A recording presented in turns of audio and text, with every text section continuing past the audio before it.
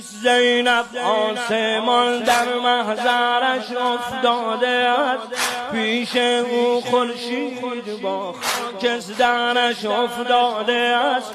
شام چیزی نیست تا ویران کند با خطبه اش، بال عزرائیل پای شهپرش افتاده است. چادرش را می تکاند کوفه را، چادرش را می تکاند کوفه را. کیست زینب کوفه یاد حیدرش افتاده است، می کند از جا زمین شام را با کاخها.